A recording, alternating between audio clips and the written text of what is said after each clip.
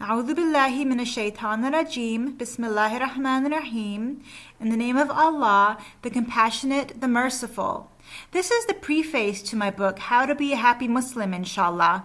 Rise above your problems and choose inner peace and joy with ideas from the Quran, Sunnah, counseling, and health fields. Please support my work by purchasing my book, which is available on Amazon.com. There is also a link in the description. And please visit my website, howtobeahappymuslim.com. Preface. In the name of Allah, the Compassionate, the Merciful.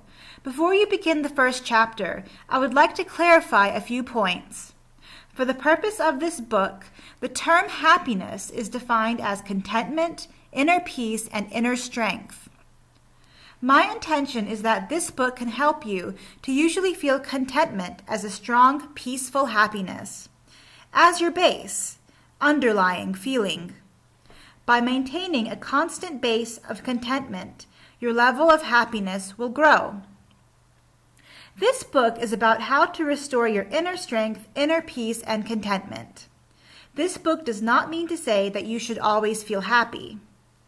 This book is about noticing when you are unhappy and then being able to find a way back to inner peace. So the main goal of this book is to help you to feel content for most of your time in this world. I believe that if you can train yourself to feel content and inner peace for most of your life, then your ability to do this will make you feel good about yourself. Happiness hint. If you develop the skill of remaining calm during stressful situations, you will feel better about yourself. Some may ask, how can Muslims be happy when there is so much injustice in the world and when many Muslims are suffering? I believe that we as Muslims need to find ways to alleviate the problems we face. I believe the first step to alleviating our problems is to become more peaceful within. When we feel peaceful within, we are better prepared to resolve our problems. I am not suggesting that we ignore the injustices happening in the world. This book has a lot of information and ideas. Even though there is so much to say, I preferred that the book be short and easy to read. Following the advice of my mother, who is a psychiatrist and inspired many of the ideas in this book, I offer a mnemonic device to help readers to remember the main points to take away from this book. Here is that mnemonic device. PACES. P-A-C-E-S. The P stands for pray, be patient, problem solve, and be positive. The A stands for appreciate and accept. The C stands for cope and be calm. The E stands for exercise. The S stands for self-strength, self-awareness, and self-study. PACES literally mean single steps. This is also important because we must take single steps in order to reach any goal, such as happiness. Even a single step will bring you closer to being more content and peaceful. Another relevant meaning of pacing is to walk back and forth.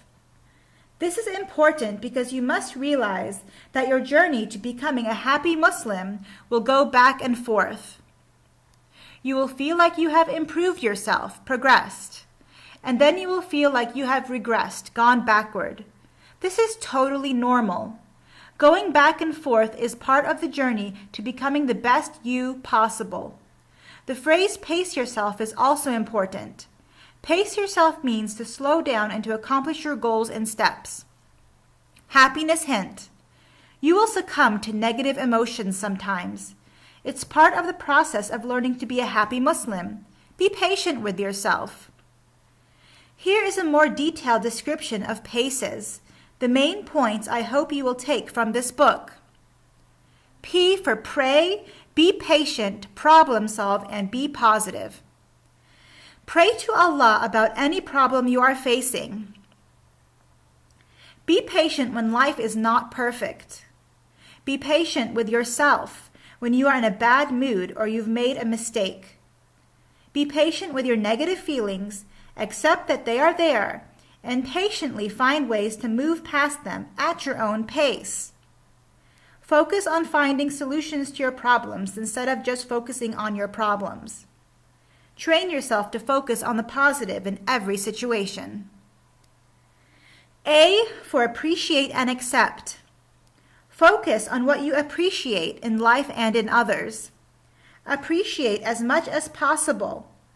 Express this appreciation to Allah subhanahu wa ta'ala and the people you appreciate. When you are feeling down,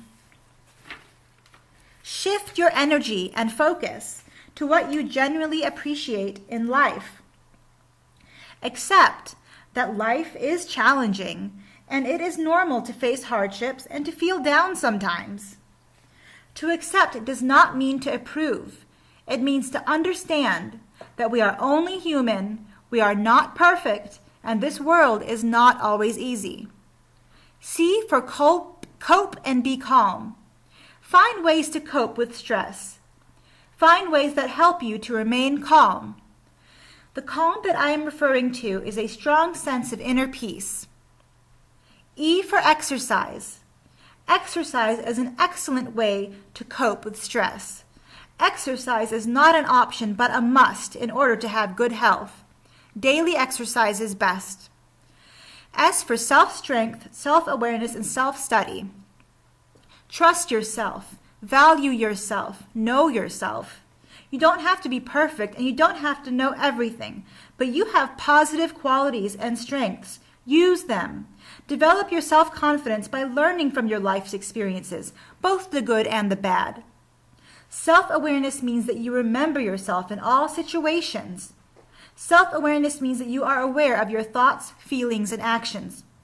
This is extremely important because many counseling experts believe that your thoughts cause your feelings, and your feelings cause your actions. Be aware of your inner feelings and learn to control them. If you can learn to control your feelings, then this skill will lead to better actions that lead to a happier life. Also, learn to put your happiness first, without contradicting the teachings of Islam, of course. Putting your happiness first means that you make decisions which promote your happiness rather than living life passively. Don't lose yourself in the outer world, in other people's problems, in things that bother you. If you have a negative feeling, accept that feeling, be patient with yourself, and find ways to get over that hurdle. Sometimes if you just say aloud, I feel angry or sad or hurt, that can take the power out of your negative feeling, and then you can resolve the situation more effectively. Self-study means you need to observe yourself and discover methods that bring you happiness. Observe what foods make you feel happy, which habits promote your happiness. Understand that you know yourself better than other people know you, and that other people may not understand your choices because they are not you. Do what is right for you, as long as it is not displeasing to Allah. Happiness hint. You will accelerate your journey to being a happy Muslim by focusing on your personal strengths more than your weaknesses. My mother also suggested that this book should explain how to assertively communicate one's needs and thoughts with others. It is not my intention for this book to encourage a passive approach to life. Although this book does not go into details about assertive communication, this book encourages you to find your own solutions to problems and to think about what you want rather than what you fear. If you think that assertive communication could solve a particular problem you have, then I encourage this. My advice as a trained counselor is to first bring your emotions to a state of inner peace and strength before attempting to solve issues with other people. I hope that readers will reflect on how the ideas in this book relate to them personally. Even though this book is written for Muslims, non-Muslims are also welcome to benefit from the thoughts and ideas proposed in this book.